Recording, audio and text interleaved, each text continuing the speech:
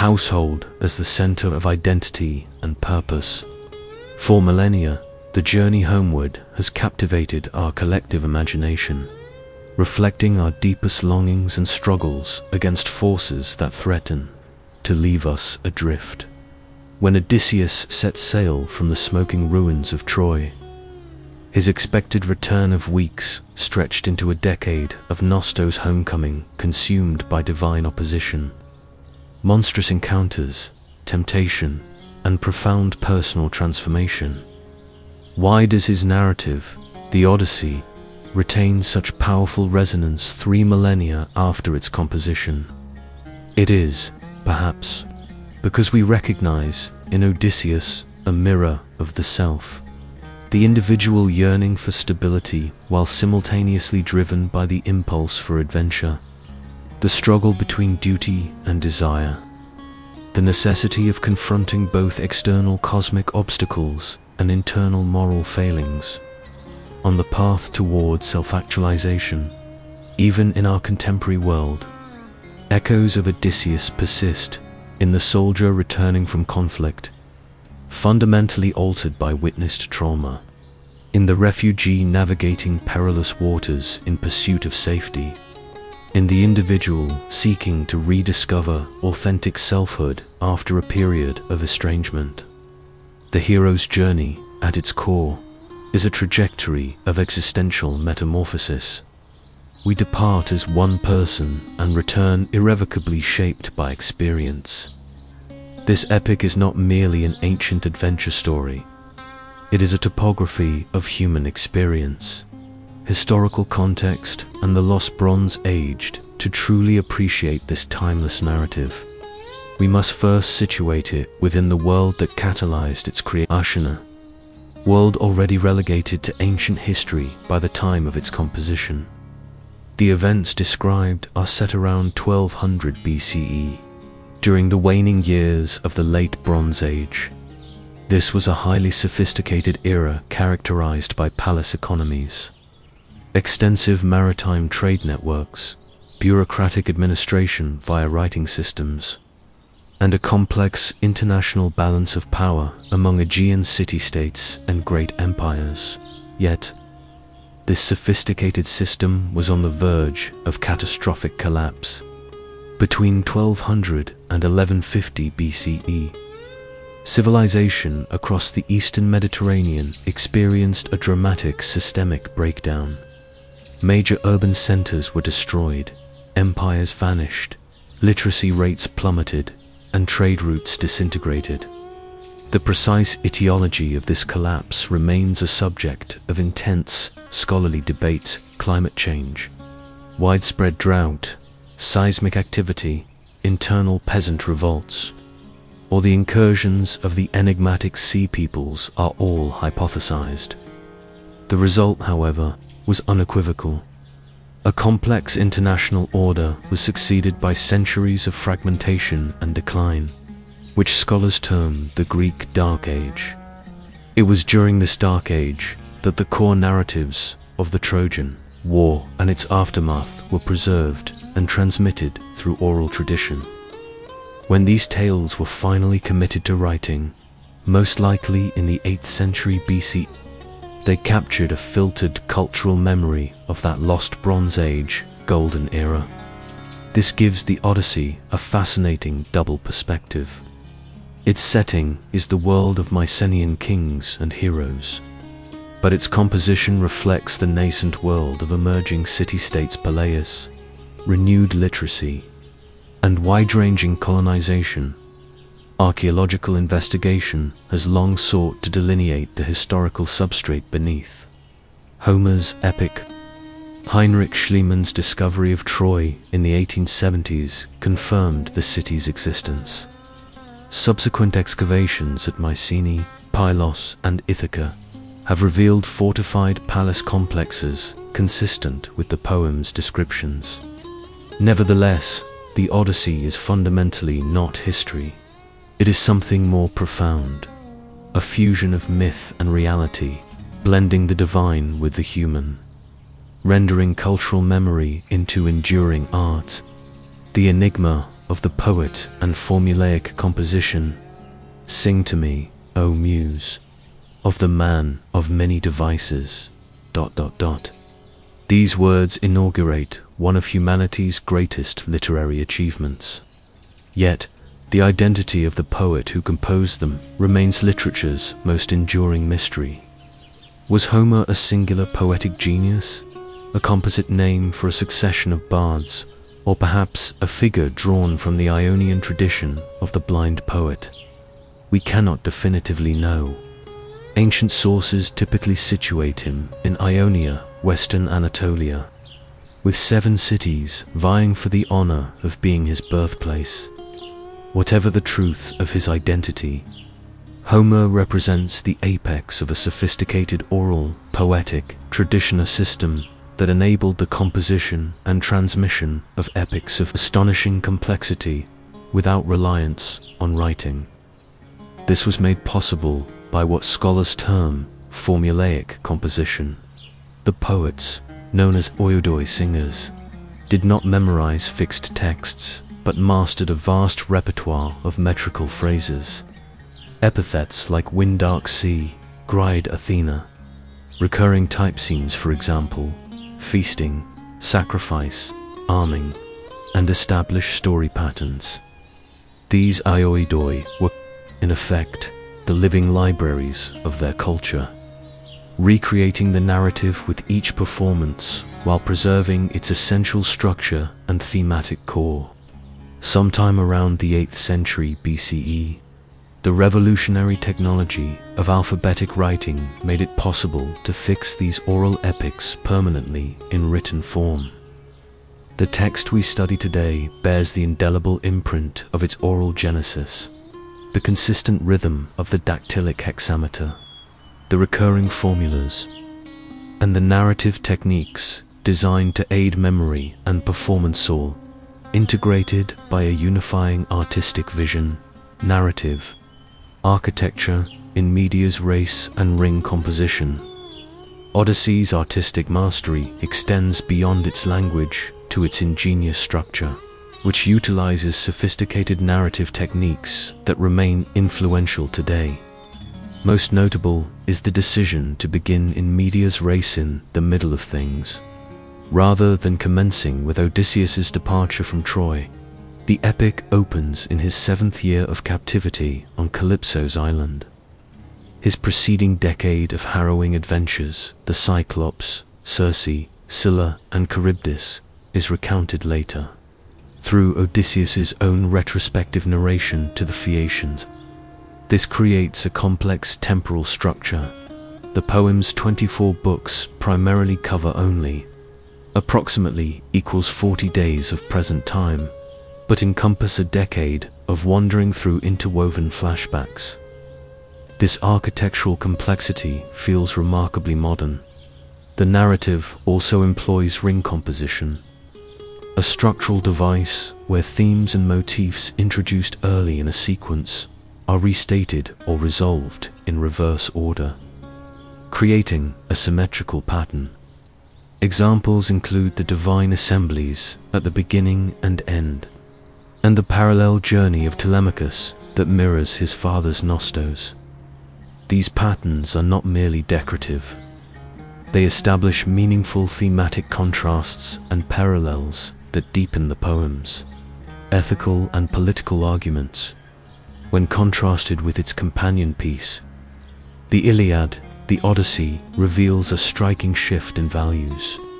The Iliad is a poem of wrath, glory, and noble death in the narrow context of a siege. The Odyssey is a poem of survival, cunning, and living wisely. It rewards not martial conquest, but the conquest of self, embodying a new heroic ideal centered on intellect. The protagonist, a new heroic ideal. At the core of the narrative stands Odysseus, a hero defined by intellect over brute force. His very name is etymologically suggestive of both suffering and cunning, possibly derived from a verb meaning to hate or to be wrathful against, with overtones of deception. Homer reinforces this identity through his defining epithets. He is Polytropos, man of many turns, ways; Polmetis, of many devices, much cunning; and Polyalos, of various wiles. This emphasis on intelligence and adaptability reflects a shift in post-Trojan War heroic values. The world now rewards the individual capable of navigating complex social and supernatural threats while preserving identity and relationships. Odysseus is the hero of uncertain times, yet his defining strength also precipitates his most tragic flaw. His cleverness breeds hubris. Most famously, in the Cyclops episode, his inability to resist revealing his true name to the blinded Polyphemus triggers Poseidon's implacable wrath. Condemning his crew to years of suffering, Odysseus's compelling complexity makes him the first truly psychological hero in Western literature. He embodies profound duality: the faithful husband who rejects immortality for his home, yet the wanderer who dallies with goddesses; the master storyteller, yet the master liar who must deceive friend and foe alike. His journey is thus not merely across dangerous seas, but through the treacherous waters of his own nature, the crisis at Ithaca. Disorder in the Oikos while Odysseus struggles to return. His kingdom of Ithaca faces an internal crisis threatening the very social fabric of the realm. The palace, once the seat of legitimate authority, has become a microcosm of escalating disorder. For years, approximately equals 108 young nobles, the suits, have occupied Odysseus's palace. Their behavior, the daily, lavish feasting financed by slaughtering the absent king's livestock, the abuse of servants, and the plot to murder Telemachus reveals them as parasites who embody the violation of Xenia's sacred guest friendship, the foundational custom of the Homeric world. This situation signifies a profound political and social breakdown. In Odysseus's absence, legitimate authority dissolves. Telemachus is too inexperienced to assert control, and Penelope's ambiguous marital status leaves the succession vulnerable. The crisis raises fundamental questions about the fragility of customs and laws when traditional structures of justice fail. The suitor's actions represent a massive and unsustainable economic drain on the royal household's wealth. At the heart of this disruption stands Penelope, forced to maintain a precarious balance between resistance and accommodation. Lacking male protection, she navigates an impossible situation through strategic delays and intelligence, most famously her shroud-weaving deception, demonstrating a capacity for cunning equal to her husband's. The crisis necessitates a painful coming of age. Raised without a father, he struggles for voice and agency. His eventual journey to seek news of Odysseus the Telemachi is as much about discovering his own identity as it is about finding his father. Divine framework, agency, fate, and justice. No understanding of the epic is complete without recognizing its divine dimension. The gods are not distant figures. They are active participants in human affairs, shaping the action through a celestial mirror that reflects human society's own politics and conflicts. Odysseus's fate is governed by the two opposing forces of Athena's steadfast support and Poseidon's implacable hatred. Athena, the goddess of wisdom, metis, and strategic warfare, recognizes a kindred spirit in Odysseus. Her aid is primarily manifest in providing guidance and opportune intervention, thus helping those who help themselves. Poseidon's enmity stems from Odysseus's blinding of his son, the Cyclops, As the god of untamable forces, Poseidon embodies the chaos and danger that threaten human order. creating the central tension of the hero's sea voyage. The Homeric world operates according to clear spiritual principles. The gods expect proper worship and xenia, and they punish transgression. Yet, the relationship between fate, Moira, and divine will remains critically ambiguous. Zeus himself acknowledges that humans often suffer beyond their destined portion due to their own folly, not solely a divine plan. This tension between fate, divine will, and human agency creates the moral universe of the poem, where meaningful choices are made within cosmic constraints. Part 2.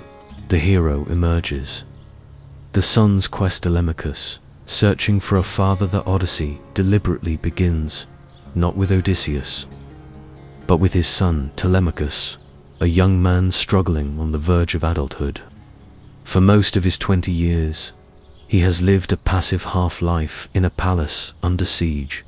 Divine intervention, initiated by Athena disguised as Mentes, sparks his transition. She plants the seeds of independent action, urging him, "You must not cling to your boyhood any longer. You are no longer a child." This divine nudge propels him to his first political act, calling an assembly of the Ithacan elders. Despite the suitor's mockery, Telemachus persists, securing a ship again. With Athena's aid, this time disguised as Mentor, and setting sail under cover of night. His journey is one of education and self-discovery. He first travels to Pylos, the kingdom of the aged Nestor, who embodies living memory and proper xenia. Nestor tells Telemachus tales of his father's strategic brilliance during the war, confirming the image of a hero worth finding. From Pylos, Telemachus' journeys to Sparta to meet Menelaus and Helen. Here, he is received with exemplary hospitality, witnessing a functional royal household. Menelaus shares the vital intelligence gained from the sea god Proteus. Odysseus is alive but captive on the island of the nymph Calypso. For the first time, Telemachus has confirmation of his father's survival, gaining renewed purpose. More importantly, through his travels, Telemachus gains the perspective and confidence necessary for kingship. He learns discretion, diplomatic tact, and strategic thinking, stepping out of the feminized space of his father's palace to engage with the world of heroic men. His education is complete when the suitors, recognizing his newfound independence, escalate the crisis by plotting his murder at sea. Penelope, the strategy of delay while Telemachus sails. Penelope remains at the palace, navigating her own treacherous social waters, a case study in the constrained agency of women in the ancient world. Without confirmation of Odysseus' death, she is neither wife nor widow, leaving her vulnerable to the suitors and societal pressure to remarry. Her response is a masterclass in strategic resistance. Where Odysseus employs tactical deception on his journey, Penelope utilizes strategic delay at home. Her most famous tactic is the Shroud of Laertes, promising to choose a new husband only after completing a funeral shroud for her father. She diligently weaves by day and secretly unravels her progress each night for 3 years. This act both fulfills and subverts feminine expectations, simultaneously appearing the model of wifely industry, while covertly resisting the very social pressure her weaving seemingly acknowledges. Penelope's intelligence manifests in careful management of the suitors, placating them with appearances while never yielding the substance of her resistance. Her grief and isolation function as a form of loyalty, maintaining Odysseus' presence and keeping the space for return open. Her steadfastness has elevated her to the archetype of marital fidelity, but the poem suggests a more nuanced, active fidelity, loyalty, not only to her husband, but to her own authority and judgment. the household oikos and social breakdown beyond the immediate family. The crisis at Ithaca represents the disintegration of the entire household, oikos, the fundamental social and economic unit of ancient Greek life. The royal household, which normally functioned as a center of economic and social order through patronage and resource redistribution, has been perverted by the suitors.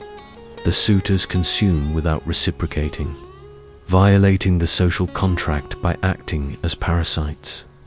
Their prolonged occupation depletes the household's wealth at an unsustainable rate, threatening not just present consumption but future production. The palace's physical spaces reflect this social disorder. Public areas are appropriated, storerooms are depleted, and boundaries are erased. Among the servants, the household's fragmentation is clear. Some, like the swineherd, Eumaeus, and the nurse Euryclea, maintain steadfast loyalty. Others shift allegiance to the new center of power. This social infection highlights why the eventual restoration requires not just the death of the suitors, but a literal cleansing and reestablishment of physical and social boundaries. Within the home, most poignant is the case of Argos, Odysseus's dog, who recognizes his disguised master immediately and dies shortly after, having maintained loyalty even when order and care had been withdrawn. The crisis in Ithaca operates on multiple, layered levels: personal, familial, economic, political, and moral, giving Odysseus's eventual return its full significance as the restoration of a fractured cosmos. Part 2. The hero emerges escape and survival captivity. With Calypso only now does Homer introduce Odysseus himself, finding him in a state of profound suspension on the island of Ogygia, captive to the nymph goddess Calypso. For 7 years, Odysseus has endured this beautiful prison. Ogygia represents a material paradise offering immortality and ageless life if he remains her consort. Yet we find him sitting on the shore, weeping for home. Day after day, he returns to this spot, his tears undiminished. This powerful image, the mortal who rejects immortality because it would necessitate surrendering his identity, reveals the core of his character. Ogygia offers physical comfort, but denies him his social self. The web of human relationships, oikos and polis, that give his life meaning. Calypso's paradise has become his purgatory. The agony of homecoming, from divine captivity to cosmic rage, the Calypso episode. Temptation and identity when Hermes arrives with Zeus's Crurogma command to release Odysseus. Calypso's bitter response highlights the gendered double standards of Olympus. She correctly observes the hypocrisy of male gods, routinely pursuing mortal women while condemning a goddess's love for a mortal man. Her complaint functions as Homer's subtle critique of the prevailing patriarchal power structures within the cosmic hierarchy. Despite her reluctance, Calypso aids Odysseus in constructing his raft, providing tools, provisions, and sailing directions. Her final gift, clothing that retains warm thunderscores, the tension central to this episode. Temptation versus homecoming. Odysseus repeatedly faces the choice between extraordinary pleasure and immortal comfort as offered by Calypso, versus the arduous struggle for a limited, mortal identity centered on Ithaca and Penelope, Odysseus's epithet. Polytropos, man of many turns, defines his capacity for adaptation. Yet he consistently rejects transformation into something permanent or divine. His flexibility of mind exists in dynamic tension with his unwavering commitment to his specific human oikos. Calypso, left behind, is an immortal forced to confront the dignity and urgency defined by human transience. the storm, and the will to survive. 17 days into his voyage, disaster strikes. Poseidon, returning from the Ethiopians, spots Odysseus and unleashes a storm of literally divine proportions. This sequence is a visceral depiction of cosmic rage and elemental chaos. For ancient maritime cultures, the sea embodied the terrifying power of natural forces constantly threatening the fragile order of human enterprise. Odysseus's response demonstrates his hard-earned wisdom. He recognizes the futility of fighting Poseidon's domain on the god's own terms. Stripping off Calypso's weighty clothes, he rides a single plank. The sea goddess Leucothea offers her magical veil, exemplifying the recurring motif that divine assistance follows maximal human effort. For 2 days and nights, Odysseus struggles, reduced to his essential qualities: physical endurance, mental resilience, and the will to survive. He is the bare hero fighting against oblivion. His eventual crawl onto the Phaeacian shore marks a transition from the chaotic, fluid realm of Poseidon to the solid, ordered world of human society, symbolic death and rebirth, collapsing beneath 2 intertwined olive trees, one wild, one cultivated. He rests in a space poised between nature and civilization. The Phaeacian interlude, reintegration into society. The Phaeacian interlude is essential for the hero's reintegration. After years of isolation, Odysseus must relearn the social tech skill of human interaction. This process begins with the charming encounter with Princess Nausicaa, daughter of King Alcinous and Queen Narrator. Awakened by the girl's shouts, Odysseus emerges, a disheveled, salt-encrusted figure. His approach to Nausicaa, however, showcases his diplomatic genius. He keeps his distance and delivers a speech of exquisite tact, comparing her to the goddess Artemis and appealing to her sense of hospitality. He transforms himself from threatening stranger to worthy supplicant through the power of language alone. Nausicaa responds with exemplary xenia, offering clothing, food, and safe direction to the palace. The Phaeacian court embodies the pinnacle of civilized existence, gleaming with blessed with perpetually fruiting orchards, and possessing magically swift ships. They respond to Odysseus with model hospitality, offering succor before demanding identity. After athletic games, where Odysseus proves his prowess by easily winning the discus throw, foreshadowing his eventual triumph over the suitors, the pivotal moment arrives. The court bard Demodocus sings of the Trojan War, specifically the Trojan Horse strategy Odysseus devised. Hearing the tale of his own former glory, Odysseus weeps behind his cloak, moved by memories of his lost men. King Alcinous notices his distress and gently asks the key question that transitions the epic from third-person to first-person narrative. Who are you? Tell us your name. This moment of revelation carries immense weight. Odysseus publicly reclaims his identity and begins the narrative of his Wanderings of Frame story that will occupy the next 4 books. The Phaeacians, an idealized society untouched by war, serve as a transitional space where Odysseus can process his extraordinary experiences before confronting the flawed, complex humanity of Ithaca. Part 3. The War. After the war, Odysseus flashbacks the art of storytelling, seated among the attentive. Odysseus begins his self-naming. I am Odysseus, son of Laertes ... Double quote this declaration, which almost proved fatal with the Cyclops, is now an act of courage and narrative agency.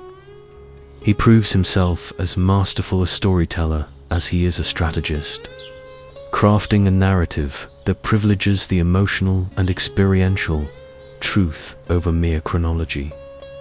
Odysseus's adventures function as a structured series of moral and psychological trials.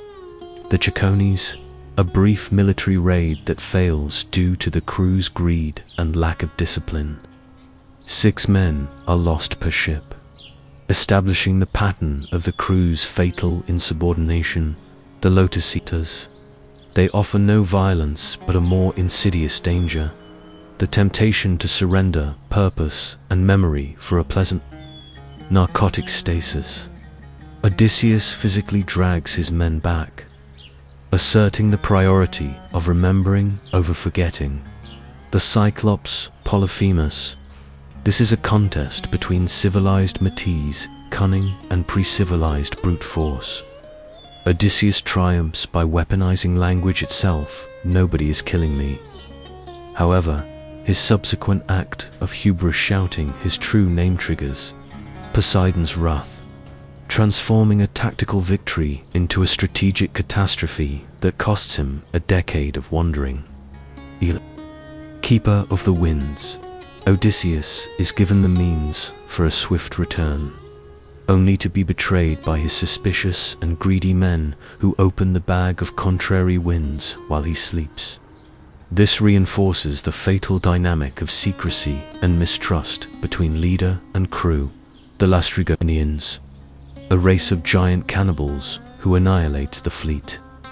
The brutal, swift destruction of 11 ships leaves Odysseus with a single vessel, marking the darkest point of his journey. The enchantress Odysseus lands on Ithaca, home to Circe, who transforms his men into swine.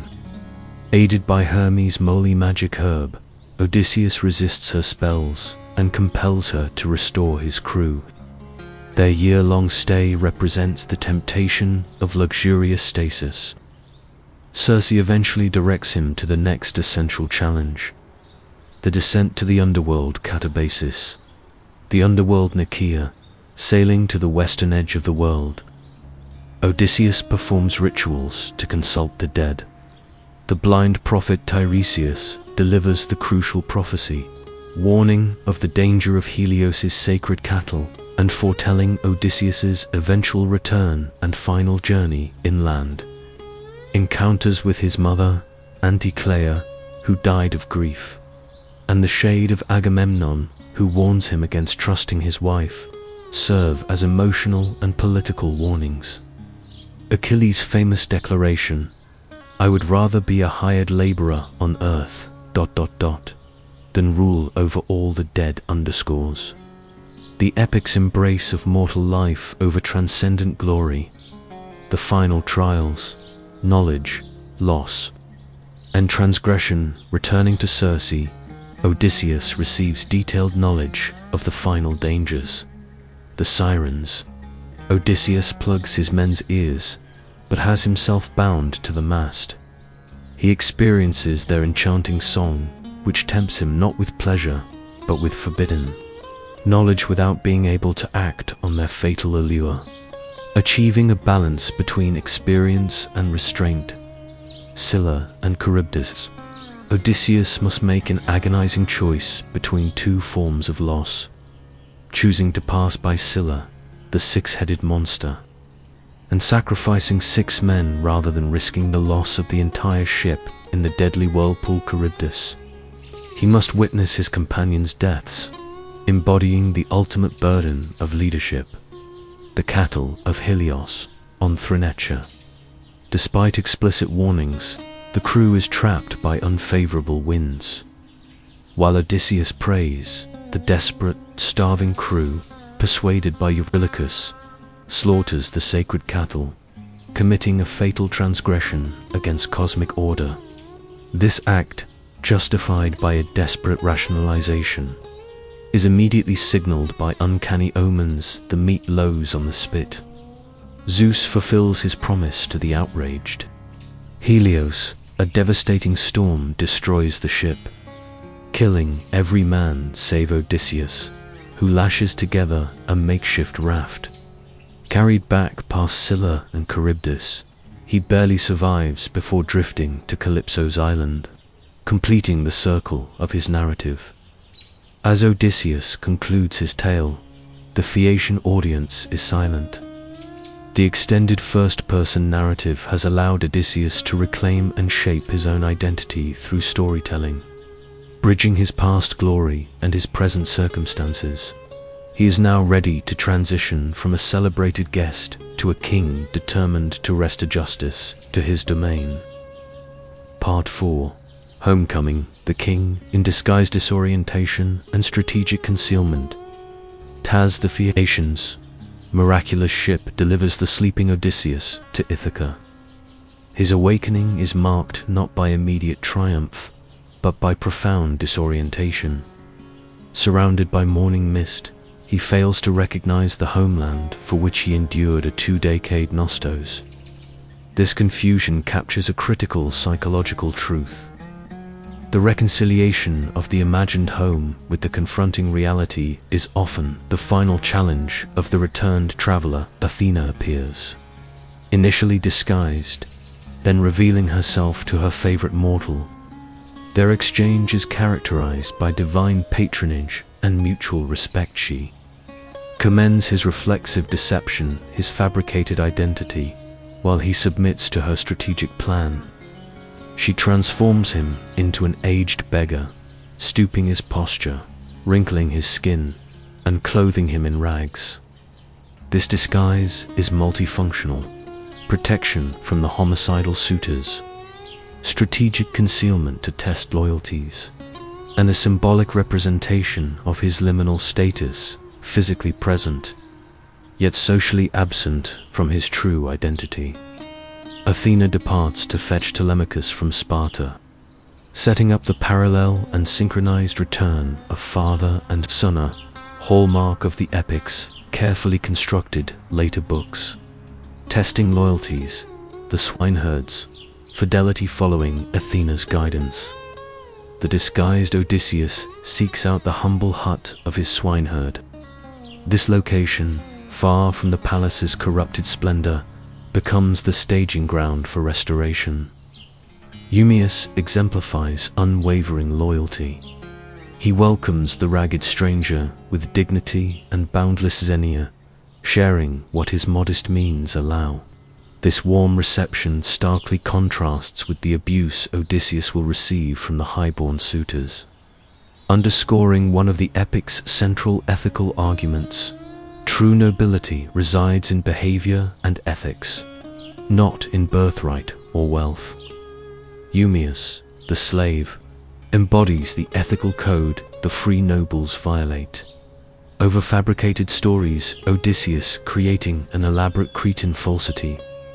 Odysseus gathers crucial intelligence about the economic and political decay of his kingdom, all while Eumaeus shares his own story of being a kidnapped prince now living as a slave. A poignant counterpoint, in which a nobleman disguised as a beggar converses with a prince living as a slave. The revelation, father and son. Tranquility of the hut is broken by the arrival of Telemachus, who, forewarned of the suitor's ambush, has matured and now acts with caution. When Eumaeus departs to inform Penelope of her son's safe return, Athena appears and temporarily restores Odysseus's true, regal form. Telemachus's initial reaction is one of resistance and doubt. Fearing a divine trick, "You cannot be my father, Odysseus. Some god is deceiving me." Double quotes. This resistance highlights the psychological toll of years of false hope. Their eventual embrace, compared by Homer to the keening of eagles whose nestlings have been stolen, emphasizes the primal, overwhelming nature of their reunion. Emotion quickly yields to conspiracy. Father and son immediately begin plotting the suitor's destruction, establishing a working partnership based on complementary skills. The resumption of the beggar disguise before Eumaeus's return underscores the necessity of strategic deception in their meticulous plan. unmasking and humiliation. Journey from the swineherd's hut to the palace provides key recognition scenes and necessary humiliation. The old dog, Argos, neglected and lying on a dung heap, offers uncomplicated recognition, wagging his tail before dying, a symbol of the household's decay and the power of love to pierce disguise where reason fails. Upon entering his own hall, Odysseus faces his greatest humiliation. The goatherd, Melanius, a traitorous servant, subjects him to contempt and physical abuse. Inside, the suitors, led by Antinous, treat him with calculated cruelty, Antinous hurling a footstool at him. This brutal act is the moral crystallization of the suitor's corruption, providing the final, necessary justification for the extreme violence to come. The final test and partial recognition despite the abuse. Odysseus's extraordinary self-control maintains his disguise. He is summoned by Penelope, creating a scene of high dramatic irony as the wife questions her own husband.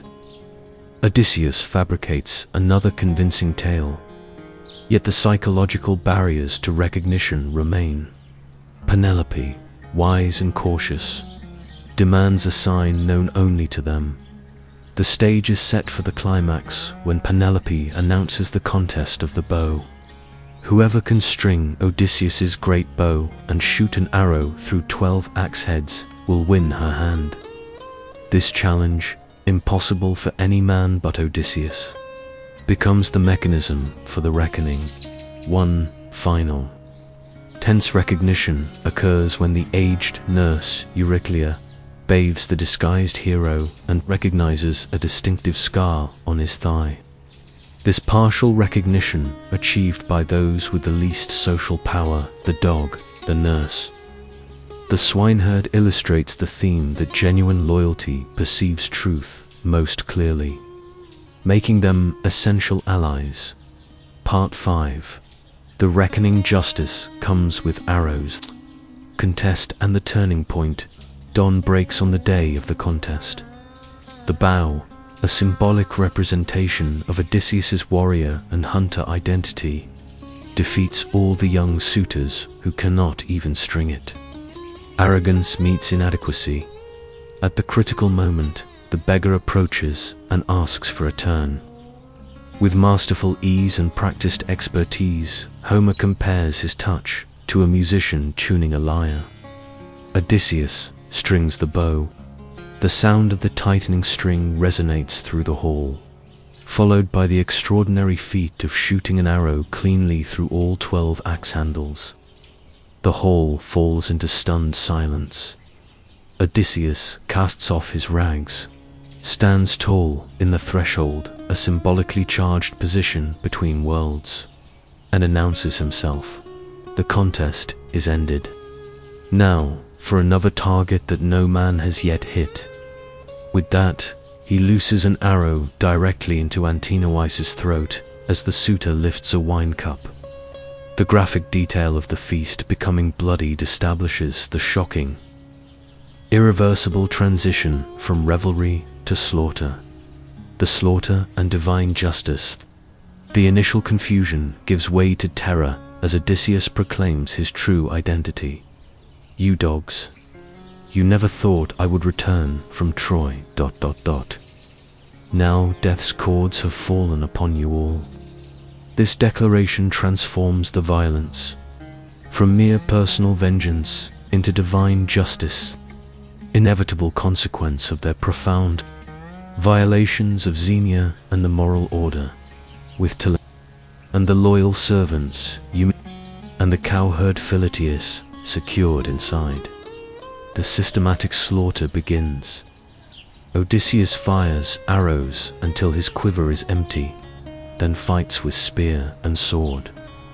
Athena appears as mentor, and though she holds back at first to test the hero's courage, she eventually intervenes, displaying her aegis to fill the suitors with supernatural panic. Homer depicts the violence with unflinching detail, rendering the suitors as hunted animals like fish gasping on shore or doves caught in a net, emphasizing their sudden transformation from predators to prey. Mercy is granted only to the bard Phemius and the herald maiden at Telemachus's intervention, demonstrating the young man's emerging temperance and ethical judgment. The post-battle purge is brutal. The disloyal serving women are hanged, a grim extension of the purge, and the traitorous Melanius suffers an agonizing mutilation. Odysseus then orders the hall to be fumigated with burning sulfur, a ritual purification to cleanse the physical space corrupted by transgression. Part 6. The Aftermath, Peace and Memory, the final intimate test with the external threat eliminated. The final challenge remains: the reunion with Penelope. When Euryclea rushes to inform the queen, Penelope's response is one of studied skepticism, refusing to surrender her hard-won emotional discipline to what might be another deception. She insists on private confirmation over public testimony. We will know each other better than anyone, for we have signs known only to the two of us. This cautious wisdom reflects her understanding of the epic's reality, where identities are malleable and easily falsified. Odysseus respects her prudence, viewing her caution as a mark of their compatibility to create cover. Odysseus orchestrates a mock wedding feast outside, masking the carnage within. The sign of the bed Penelope sets her subtle trap by ordering the servants to move the royal bed for the stranger. Odysseus responds with controlled outrage. "Woman, you cut me to the heart. Who has moved my bed?" He then recounts, in precise detail, how he built their marriage bed around a living olive tree that grew within the palace walls. This immovable natural center is the perfect symbol for their marriage, rooted, crafted with skill, and built to endure. This revelation, known only to them and one servant, is the irrefutable sign Penelope sought. Her caution breaks. She rushes to him, embracing him with tears, comparing his return to the sight of land for a drowning sailor, the same metaphor used for his physical salvation, only now recognized by the one who knows him most intimately. Has his Nostos truly achieved emotional completion? Their reunion extends through the night as they exchange narratives, integrating their separate stories into a shared history and re-establishing the deep understanding that forms the core of their relationship. The slaughter of the suitors restored justice and order. The recognition by Penelope restored intimacy and identity. Part 7. Closure and Legacy. The restoration of order, divine intervention, and intimate reconciliation as dawn approaches. Athena intervenes to extend the night of reunion, an act known as chronochrorasia, the manipulation of time, emphasizing the cosmic significance of Odysseus and Penelope's bond.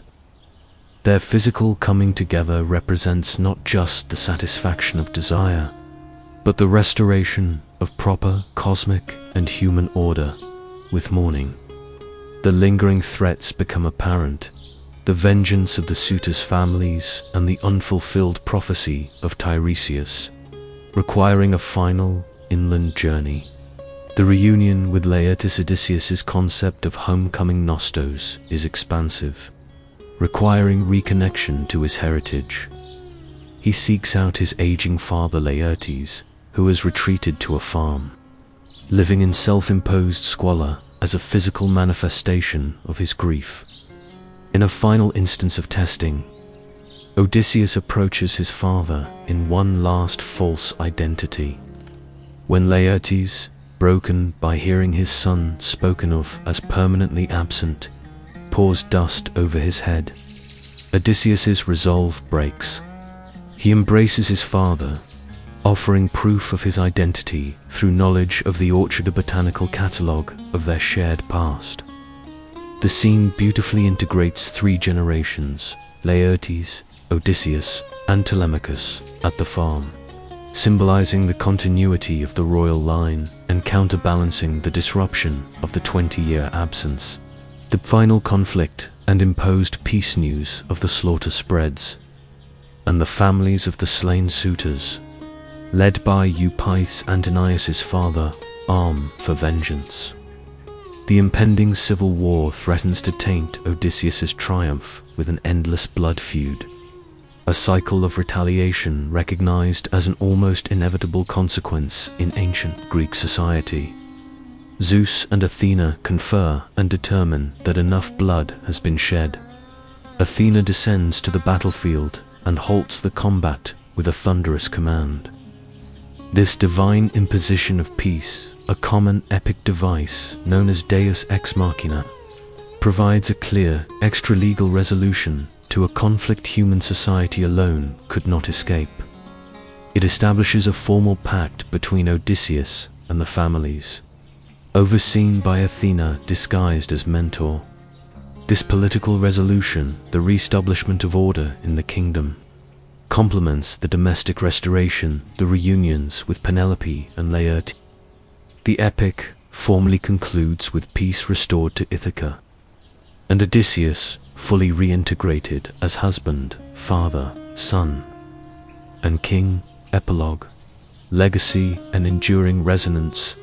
The unfinished Nastasia myth leaves the audience with the awareness that Odysseus' story is not fully complete. The prophecy of Tiresias, the final inland journey until he reaches people who mistake an oar for a winnowing fan, remains unfulfilled. This unfinished business suggests that even the most perfect homecoming contains the seeds of future departure. Odysseus, the polytropos, may find stability but never stasis. This open-ended quality distinguishes the Odyssey from narratives of simple closure.